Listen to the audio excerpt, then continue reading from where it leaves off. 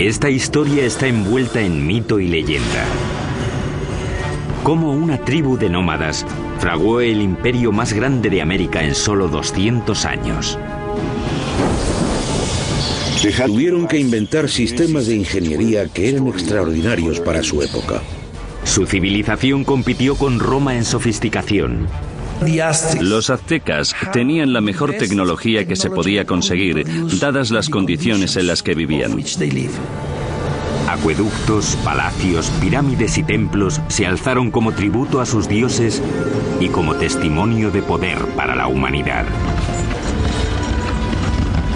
El mayor logro de los aztecas fue su flamante capital, que asombró a los exploradores europeos y la llamaron la Venecia del Nuevo Mundo.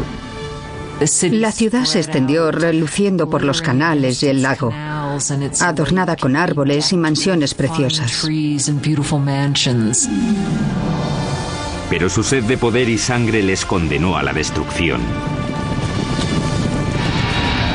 Cuando por fin llegó, la aniquilación sería más rápida y completa de lo que el mundo hubiera imaginado.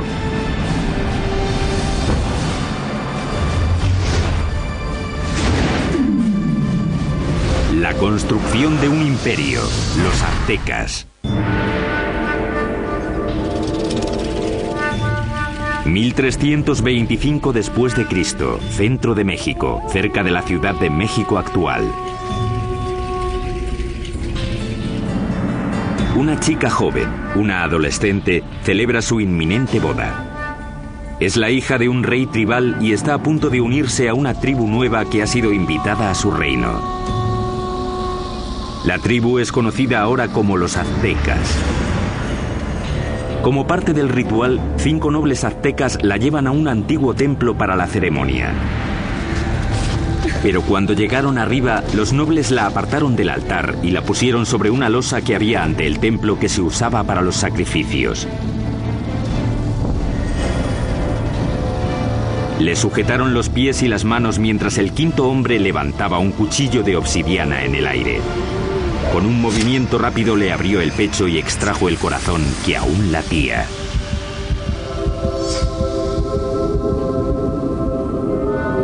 Esa tarde invitaron al rey a una ceremonia para celebrar el matrimonio. Sin embargo, encontró a un sacerdote danzando, vestido con la piel aún brillante de su hija.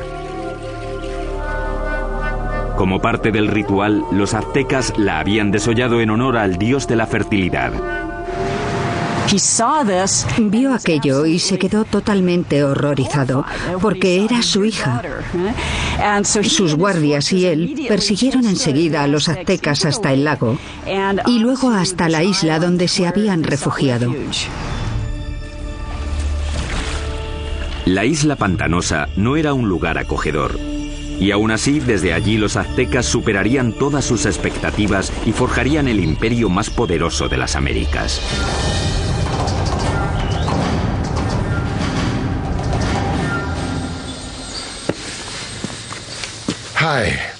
Hola, soy Peter Weller. Cuando pienso en los aztecas, pienso en gente elegante con unos bonitos adornos en el cuerpo y el pelo. Y pienso en una canción de Neil Young sobre Moctezuma y Cortés. Pero también pienso en cuchillos de obsidiana abriendo cavidades pectorales y en manos sacando corazones sangrantes y mostrándolos en alto. La mayoría de los sacrificios aztecas se hacían en un templo en la cima de una pirámide de piedra como esta. Los aztecas pensaban que sin esas ofrendas el sol dejaría de salir y el universo moriría. La historia azteca es una mezcla de hecho y mito, aunque sí sabemos que ese asesinato, con lo horrible que fue, no solo marcó el comienzo del imperio azteca, sino que literalmente marcó el lugar donde empezaría a surgir. La isla a la que los aztecas fueron desterrados tras el desastroso sacrificio de la princesa estaba en el lago Texcoco, el más grande de 5 lagos interconectados que cubren un valle de 65 por 112 kilómetros. Hoy en día este valle enorme y abierto rebosa lo que es la Ciudad de México moderna, una de las ciudades más grandes del mundo. Pero hace 700 años la isla estaba tan empantanada que nadie la había reclamado. Pero mientras miraban el lago, el líder azteca Tenoch anunció a sus seguidores que había visto un águila posada en un cactus en mitad del lago, una señal de los dioses de que habían encontrado su hogar. Llamarían a su ciudad Tenochtitlán. La vida fue dura para los aztecas los primeros años de Tenochtitlán, pero tenían una visión. La visión de una ciudad poderosa modelada en una ciudad antigua y legendaria a solo 40 kilómetros de allí. Llamaron a esta ciudad Teotihuacán o Ciudad de los Dioses. Teotihuacán fue una de las ciudades más impresionantes de la Mesoamérica precolombina. Era misteriosa. Sabemos poco de ella porque no hay escritos que corroboren lo que ocurría en esa gran ciudad. Ya estaba en ruinas hasta en la época azteca, pero creían que era el hogar de los dioses y el sitio donde nacía literalmente el mismísimo sol. El lugar que los aztecas más veneraban de Teotihuacán era una pirámide que se alzaba por encima de los árboles. Se llamaba la Pirámide del Sol.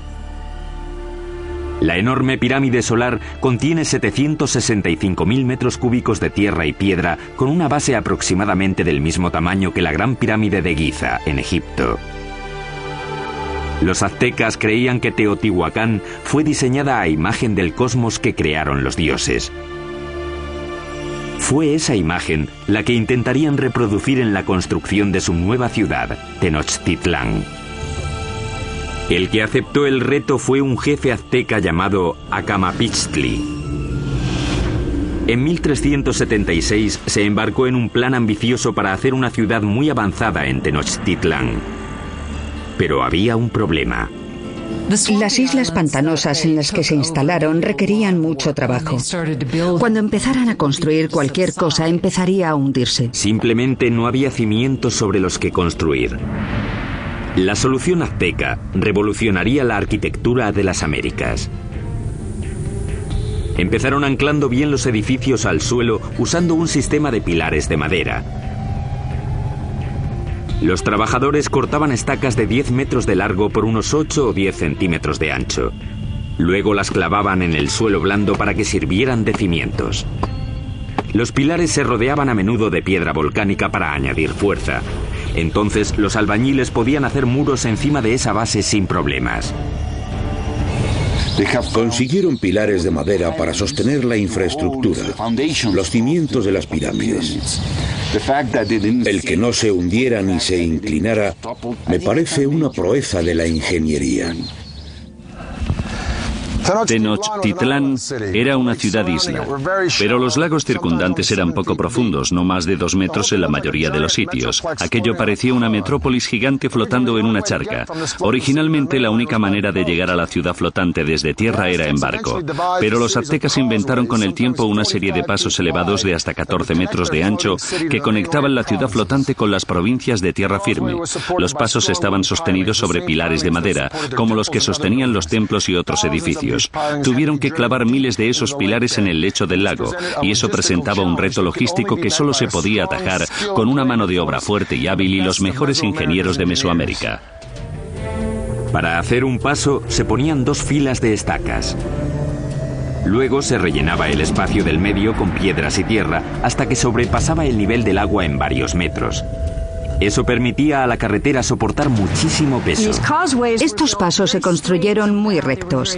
Eran muy anchos, con puentes que se abrían y conectaban la ciudad por el norte, el oeste y el sur. Las carreteras permitieron a los aztecas transportar materiales más grandes y pesados para la construcción, aunque eso presentaba un reto nuevo. No existían las bestias de carga en Mesoamérica, así que los humanos lo tenían que hacer todo. No existían las carretas ni la rueda. Las cargas pequeñas se llevaban a la espalda, sujetas con una cuerda que se ajustaba a la frente. Los objetos grandes, como los bloques de piedra o las esculturas de los templos, los arrastraban con cuerdas una gran cantidad de hombres, posiblemente usando troncos como rodamientos. Cuenta la leyenda que un bloque de piedra para un templo requería la fuerza de 1000 hombres para arrastrarlo desde las montañas de tierra firme por el paso y hasta la ciudad. Los pasos también ofrecieron a los aztecas una nueva forma de introducir agua potable en Tenochtitlán. Anteriormente, los aztecas transportaban el agua en canoas desde la orilla. Pero el gran crecimiento de la población les obligó a obtener una solución más avanzada para cubrir la demanda. Querían usar el agua de los manantiales de tierra, así que querían construir un acueducto. Pero los manantiales estaban bajo control de la tribu que dominaba la región, los despiadados tepanecas. Los tepanecas controlaban o dominaban todo el valle. Tenían un imperio muy fuerte y eran los señores. Así que los aztecas eran sujetos tributarios de ellos. Mientras crecía la población azteca, la tensión con los tepanecas empezó a surgir. Los aztecas decidieron dar un ultimátum que podría cambiar el equilibrio de poder en la región. La gente de Tenochtitlán no solo exigían a los tepanecas que les dieran el agua, sino que exigían que ayudaran a construir el acueducto. La respuesta de los tepanecas fue rápida y brutal. El rey tepaneca Maxtla envió asesinos que mataron al jefe azteca a sangre fría. Fue la gota final. Tras décadas de dominación, los aztecas se movilizaron y se levantaron contra sus caciques despiadados. E iniciaron una serie de ambiciosos proyectos de construcción alrededor de la ciudad-isla que les valdría la reputación de mejores ingenieros de las Américas.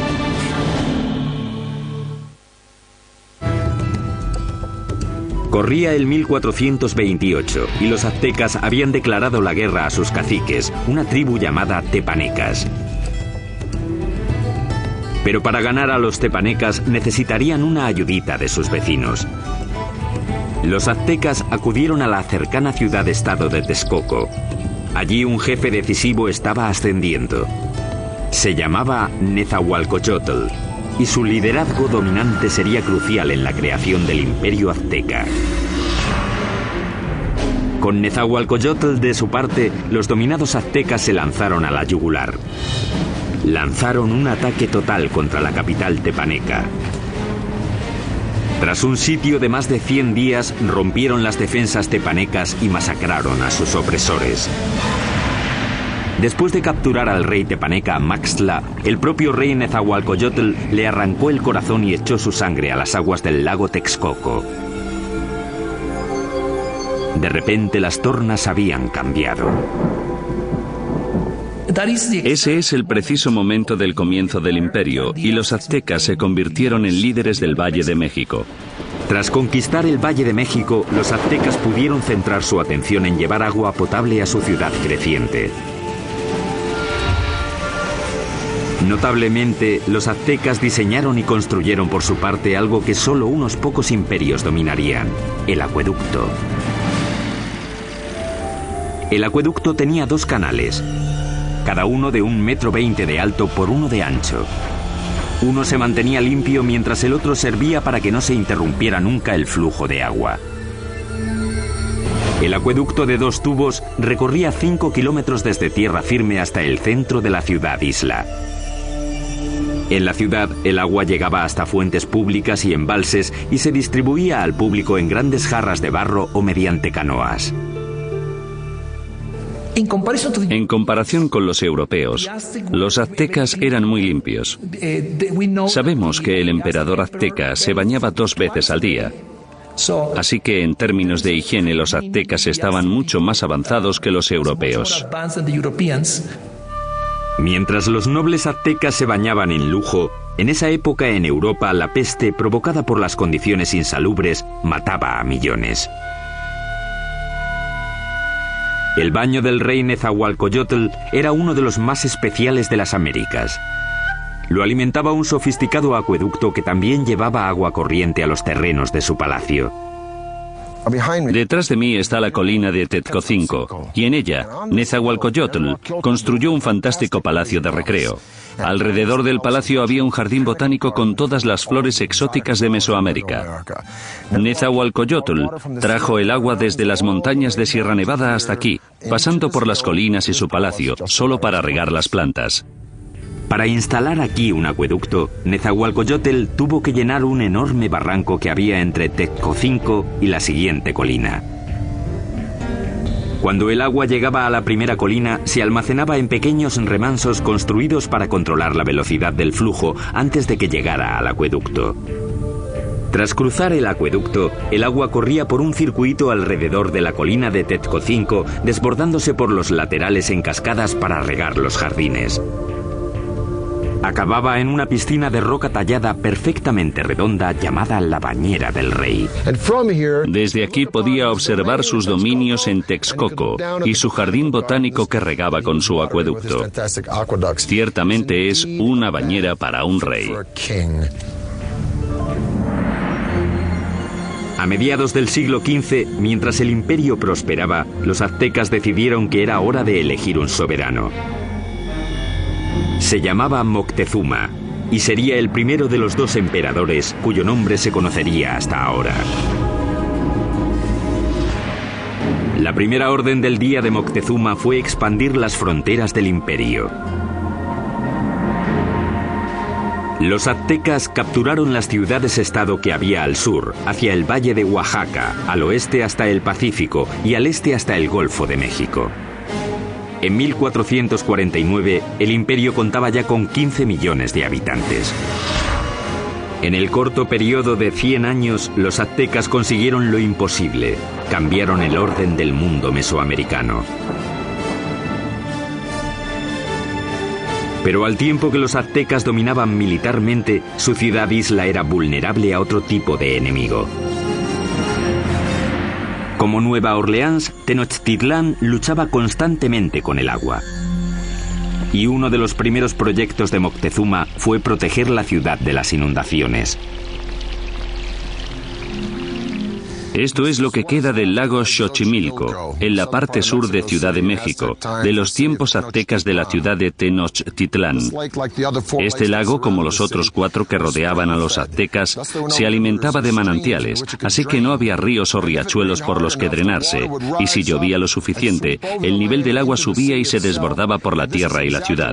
Eso fue exactamente lo que pasó a mediados del siglo XV, cuando una inundación de proporciones catastróficas barrió Tenochtitlán. La ciudad que comandaba el imperio quedó casi destruida, y la civilización azteca tuvo que depender una vez más de la genialidad de sus ingenieros y de uno en particular. Moctezuma apeló a la ayuda de su antiguo aliado Nezahualcóyotl para proteger la ciudad que estaba reconstruyendo en el lago. Nezahualcóyotl diseñó algo que le convertiría en el mejor ingeniero del continente. Su plan era crear una zona de seguridad alrededor de la ciudad con un enorme dique que protegería Tenochtitlán y a sus habitantes. Fue diseñado para ser mayor que ninguna otra obra que hubiera en las Américas en ese momento, con una longitud de 16 kilómetros al este de la ciudad desde el extremo sur del lago y hasta el norte. Los muros fueron un trabajo de cestería, hechos de palos, juncos, piedras y tierra. Como el lago era poco profundo, el dique solo tenía 3,70 metros de alto, aunque el ancho era de 8 metros. Nezahualcóyotl remató el dique con compuertas, seguramente puertas de madera, que se podían subir o bajar para controlar el nivel del agua. El dique también sirvió para otro propósito, proteger el suministro de agua. Era importante construir algún tipo de mecanismo de protección para evitar que se mezclase el agua salada con el agua dulce de la parte oeste del lago. Napoleón dijo, un ejército marcha sobre el estómago. Es fácil suministrar comida de sobra para los civiles durante el desarrollo crítico de cualquier civilización, pero los aztecas perfeccionaron un método único no solo para proporcionar mucha comida al pueblo civil, sino para impulsar la expansión militar del imperio. Esta solución revolucionaria se llamó chinampas, un sistema que les permitió crear literalmente tierra nueva para cultivar y para vivir. Si vas a hacer una ciudad de cualquier tamaño, tienes que proporcionar espacio, así que lo que ellos hicieron fue construir esas chinampas en el lecho del lago. Básicamente una chinampa es una isla artificial construida en el lago. Parecían campos de fútbol estrechos, de unos 90 metros de largo por unos 10 metros de ancho. Una chinampa se hacía tejiendo una red de palos que flotaba en el agua y apilando juncos y hierbas encima. Después se sacaba fango del lecho y se ponía encima de los juncos para formar la chinampa. Entre 4 y 6 hombres tardaban 8 días en construir una chinampa media. Estaban conectadas a la ciudad por canales navegables gigantescos que miles de hombres tardaban meses en hacer. Una chinampa como esta podía producir hasta 7 cosechas al año, mientras que un agricultor en tierra firme podía cosechar 1, 2 o quizá 3 veces como mucho. Cuando una cosecha estaba lista para que la recogieran en una chinampa, los brotes de la siguiente ya estaban saliendo del fango que estaba extendido en un barco adyacente a la chinampa. Entonces, cuando los brotes estaban listos, se llevaban a la chinampa y el ciclo se repetía una y otra vez en cientos de chinampas. Fue esta tecnología lo que hizo que Tenochtitlán pasara de ser una ciudad tribal más en el siglo XIV a una ciudad-estado dominante y próspera. Con la infraestructura de la ciudad lista y enormes tierras bajo su control, los aztecas extendieron las fronteras de su imperio más que nunca. Crearon una red de carreteras muy extensa, superautopistas aztecas. Pero al tiempo que el imperio crecía, también lo hizo la práctica de sacrificios humanos. Muy pronto ríos de sangre corrían por las calles de Tenochtitlán.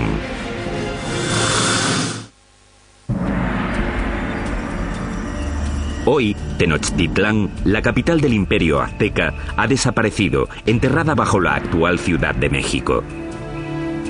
Pero hace 700 años era una capital brillante en ascenso, construida por ingenieros avanzados y liderada por emperadores exuberantes. A finales del siglo XV, la demografía azteca había explotado. Su siguiente gran emperador lanzaría una serie de conquistas que competirían con cualquiera de la historia. Se llamaba Ahuizotl y demostraría que era incluso mejor guerrero que su abuelo, Moctezuma. Para el año 1502, Ahuizotl había conquistado territorios desde la costa pacífica de México y había conseguido que el imperio llegara muy al sur, a Guatemala. Su reinado fue como una edad de oro. Él fue el rey que abrió las rutas de transporte a las zonas costeras y las tierras bajas donde los aztecas tenían sus mayores lujos. Todas las plumas brillantes, el oro, las piedras preciosas que los nobles y soberanos lucían como parte de su estatus, venían de allí. Para transportar riquezas al corazón del imperio, los aztecas construyeron una red de superautopistas que cruzaban México central. Corredores de relevo se apostaban cada 8 kilómetros para crear una especie de UPS antigua. Se podían enviar mensajes o bienes desde la costa del Golfo hasta Tenochtitlán, a 320 kilómetros en solo 24 horas, más rápido que el servicio postal actual.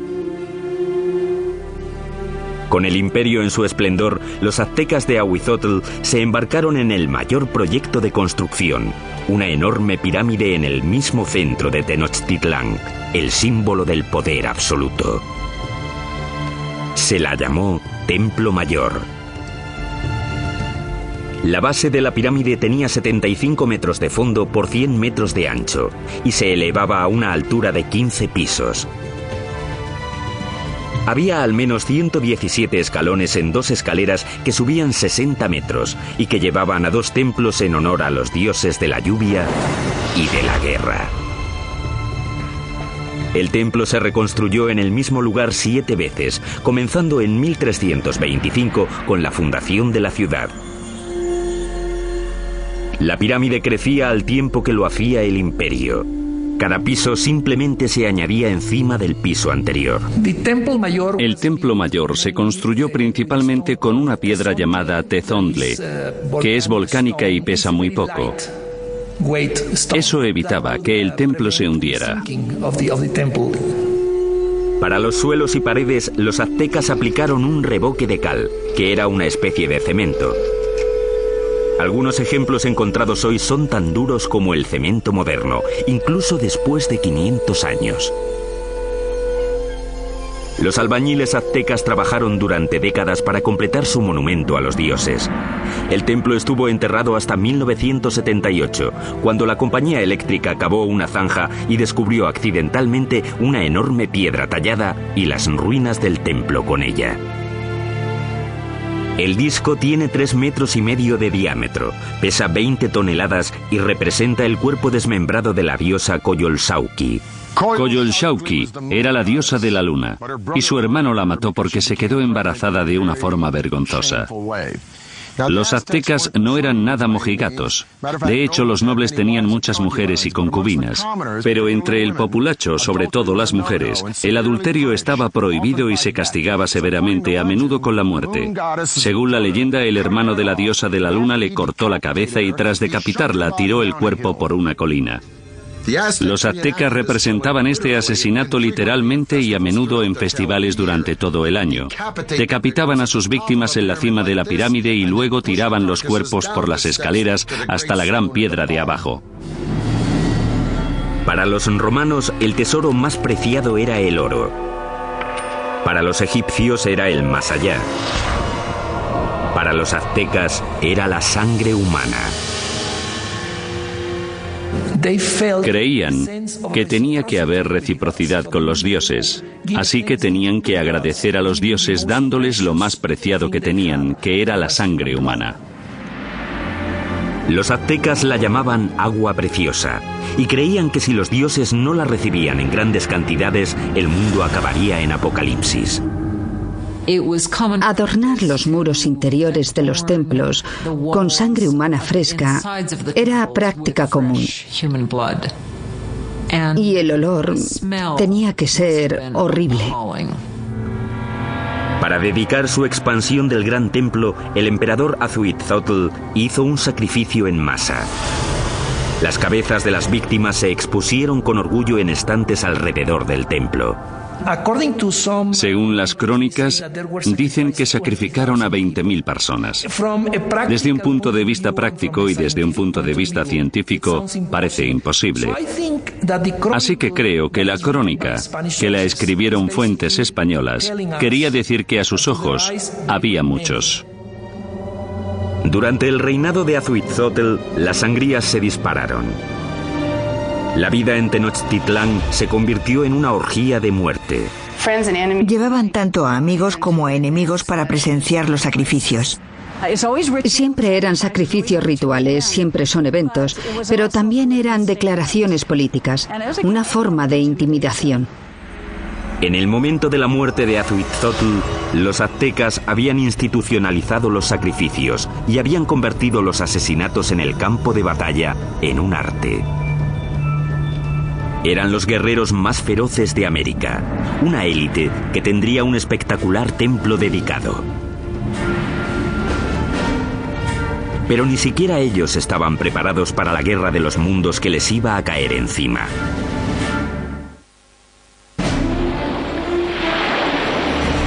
Corría el año 1502. Azuitzotl, emperador de los aztecas, muere. Moctezuma II, un ex sacerdote de 34 años, sube al poder. A un mundo de distancia, en España, un notario de 18 años llamado Hernán Cortés se prepara para cruzar el Atlántico para unirse a la conquista que su país está haciendo del Nuevo Mundo. El imperio azteca está en su cenit. Ahora se extiende por al menos 210.000 kilómetros cuadrados, desde Tenochtitlán hasta las dos costas y muy al sur hasta Guatemala. Unos 25 millones de personas formaban la ley azteca. Había 38 provincias cuyos habitantes pagaban importantes impuestos, enriqueciendo así a los nobles. La ciudad se extendió, reluciendo por los canales y el lago, adornada con árboles y mansiones preciosas. Y Moctezuma II lo presidía todo. Era conocido por sus habilidades políticas y militares. Un líder duro. Mató a la población de las ciudades que no se doblegaban a su mandato. Pero en privado estaba inquieto. Parece ser que Moctezuma era un individuo pasivo, incluso hasta depresivo. Cuenta la leyenda que después de ver un cometa pasando por el cielo de Tenochtitlán, pasó el resto de la noche llorando. Según pasaban las semanas, se volvió cada vez más paranoico. Pero en el culmen de su obsesión por lo sobrenatural, una amenaza muy real se aproximaba por mar. Los espías colocados a lo largo de la costa del Golfo informaron sobre algo muy extraño que no conseguían describir. No habían visto un barco en su vida, así que no tenían una palabra para describirlo. Por eso los indios se refirieron a los barcos como montañas que se mueven por el agua. En 1519, tras navegar desde Cuba, Cortés llegó con 11 de aquellas montañas flotantes y 500 hombres al Golfo de México, 320 kilómetros al sureste de Tenochtitlán. Las tribus quedaron atónitas ante aquellos hombres con armaduras de metal y animales que no conocían. Según avanzaron tierra adentro, masacraron brutalmente a las tribus que se resistieron, pero muchas otras se alegraron de poder proporcionarles comida y hombres. Una de las formas que uno de los jefes locales de la costa del Golfo utilizó para agradar a Cortés y su compañía fue con un grupo de mujeres que no solo estaban allí para las labores caseras, sino también, claramente, para hacer de cortesanas, para proporcionarles servicios sexuales. Pero entre las concubinas, una en particular llamó la atención de Cortés. Era la hija de un jefe que había sido vendida como esclava y se llamaba la Malinche. Desarrollaron una relación íntima y con el tiempo ella le dio un hijo. Ellos fueron las primeras personas de sangre mezclada del Nuevo Mundo. Pero era mucho más que una amante. Se convirtió en la intérprete de Cortés y su papel se amplió a consejera e intermediaria entre él y los aztecas. No solo era su traductora, también le contaba cosas que se estaban diciendo que se suponía que él no tenía que oír o entender. La red de corredores de relevos de Moctezuma le mantuvo informado de los movimientos de los españoles. Estaba claro que iban hacia la ciudad. Mientras avanzaba hacia Tenochtitlán en el verano de 1519, Cortés amasó un ejército de miles de hombres. El ejército de guerreros de Moctezuma contaba con cientos de miles. Iban vestidos de animales en el campo de batalla para intimidar a sus rivales. Parte de ello era espectáculo. Los guerreros llevaban distintos trajes increíbles. Los guerreros más importantes eran los caballeros, vestidos de jaguares y águilas. Los caballeros aztecas se iniciaban en sus órdenes con ceremonias sagradas en templos especiales como este. Este es el templo Cueva de Malinalco, uno de los 6 templos de esta remota ladera a unas horas al sur de Ciudad de México. Moctezuma lo terminó en el año 1502, poco después de su coronación. En Europa, Miguel Ángel estaba esculpiendo el David en la República de Florencia. Pero mientras Miguel Ángel tallaba el David, los aztecas extraían este templo directamente de la ladera de la montaña. Y es el único templo en todo el hemisferio occidental construido de esta forma. Al final de las escaleras de Coalcali se encuentran las esculturas de dos jaguares. A los lados de las puertas yacen los restos de dos guerreros. La puerta representa la boca abierta de una serpiente gigante. Literalmente se puede ver la lengua saliendo del templo. Los aztecas creían que esta era la entrada al centro de la tierra. Los guerreros privilegiados venían aquí, entraban en la sala con esculturas de águilas, les perforaban la nariz y ofrecían sangre en sacrificio para Huitzilopochtli, el dios de la guerra. Pero esta no sería, ni mucho menos, la última vez que los guerreros aztecas vendrían a dar su sangre. El primer encuentro entre Cortés y Moctezuma sería pacífico. Pero el conquistador sabía que un choque enorme y sangriento entre el viejo mundo y el nuevo mundo tendría lugar pronto. Y la aniquilación que tuvo lugar sería uno de los acontecimientos más aterradores de la historia de las Américas.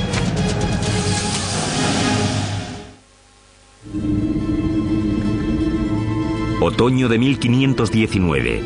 El conquistador español Hernán Cortés ha llegado por fin a la brillante capital azteca de la que tanto ha oído hablar, Tenochtitlán. Cuando los españoles vieron por primera vez Tenochtitlán, debieron pensar que era una visión, que estaban entrando en alguna especie de sueño. Una enorme fuerza de guerreros nativos aliados contra los aztecas le acompaña mientras avanza por el paso principal hacia la ciudad. El encuentro entre Cortés y Moctezuma en el paso hacia Tenochtitlán tuvo que ser uno de los acontecimientos más impresionantes de la historia del mundo. Fue un encuentro entre dos mundos distintos. Cortés le ofreció la mano, pero en cuanto lo hizo, los nobles que atendían a Moctezuma le empujaron diciendo: no, no, no, es una indignidad total. Nadie toca a Moctezuma, el gran señor de la tierra. El encuentro de los dos mundos fue pacífico, pero lleno de tensión. Moctezuma en ese momento ya se había vuelto impulsivo y propenso a las crisis de histeria. Así que el encuentro fue para calcular las fuerzas. Aunque los aztecas tenían un sistema diplomático y guerrero mucho más inocente comparado con el sistema tan taimado y ladino de los europeos. Moctezuma invitó a los españoles a quedarse en uno de sus palacios. Resultó ser un error catastrófico. Cuando los españoles entraron en la ciudad, quedaron tan impresionados que les pareció un sueño.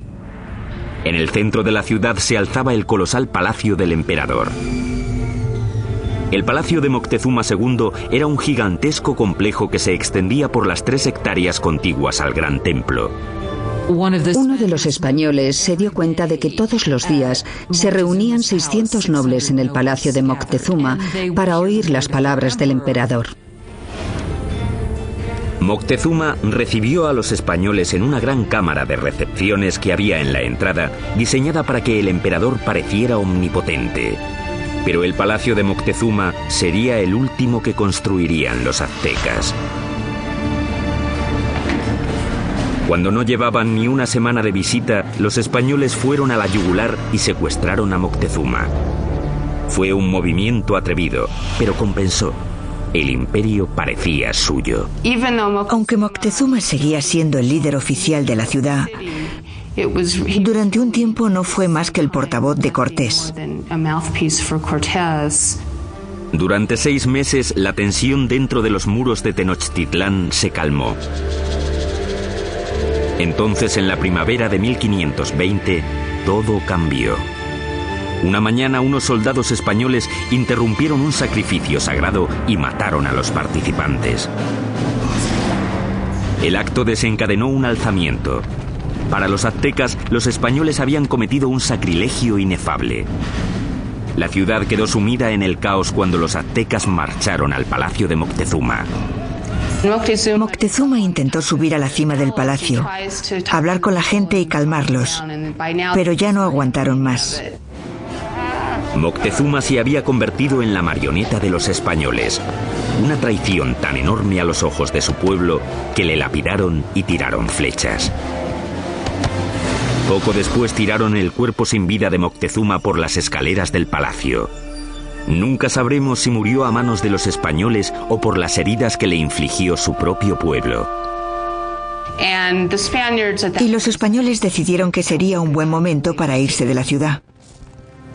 La noche del 30 de junio de 1520, los españoles intentaron escapar aprovechando la oscuridad.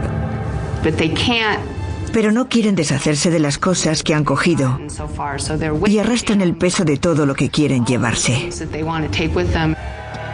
Fueron presas fáciles para los guerreros aztecas que les atraparon en el paso. Los cuerpos se apilaron rápidamente en el agua. 400 españoles fueron masacrados junto a miles de sus aliados indios. Esa escapada ha llegado a llamarse la Noche Triste. Cortés y unos pocos más consiguieron escapar con vida. Los españoles acabarían destruyendo la brillante ciudad de Tenochtitlán. Empezarían cortando la línea vital de la ciudad, el acueducto. Mientras cientos de miles de personas dentro de los muros de la ciudad estaban sin agua, Cortés creó un bloque alrededor de Tenochtitlán para que no recibieran suministros del exterior. Así que la idea del bloqueo era hacer que se rindiera la ciudad por hambre. Pero los aztecas tenían muchísima resistencia y no sería fácil vencerlos. Y lo que decidieron hacer fue lanzar un ataque por tierra y por mar. Durante siglos, el lago que rodeaba Tenochtitlán había constituido una barrera contra los invasores, pero Cortés encontraría una forma de evitarla. Hizo que miles de sus aliados indios transportaran los barcos en piezas atravesando las montañas para montarlas y lanzarlas al lago. Mayo de 1521. Cortés lanza su gigantesco ejército en un ataque final y decisivo contra Tenochtitlán. 600 españoles, incluyendo 100 caballeros y hasta 50.000 aliados indios, se enfrentaron a los defensores aztecas de la ciudad sobre los pasos.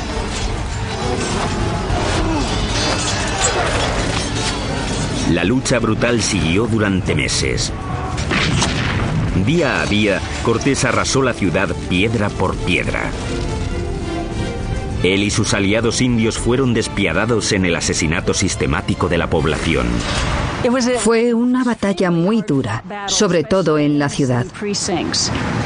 La última batalla de los aztecas fue en el gran templo de Tlatelolco. Los guerreros se alinearon en las empinadas escaleras y plataformas para tirar flechas y piedras a sus enemigos.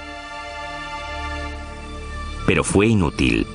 El 13 de agosto, el último líder azteca, Cuauhtémoc, fue capturado y se rindió ante Cortés. Y eso solo fue el principio. 20 millones morirían de las enfermedades traídas por los españoles. A finales del siglo XVI se calcula que se había reducido la población nativa en cerca de un 90%.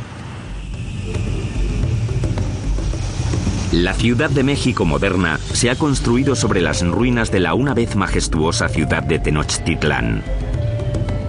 Los españoles la arrasaron durante la construcción de su propia ciudad colonial y hasta usaron piedras del Gran Templo para hacer la catedral que aún se alza al lado de las ruinas del templo.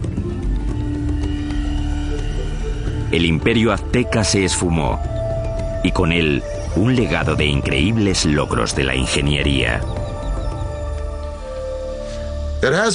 Ha quedado claro, por sus sofisticados sistemas de urbanismo, agricultura y suministro de agua, que los aztecas se alzaron entre los grandes imperios más avanzados del mundo.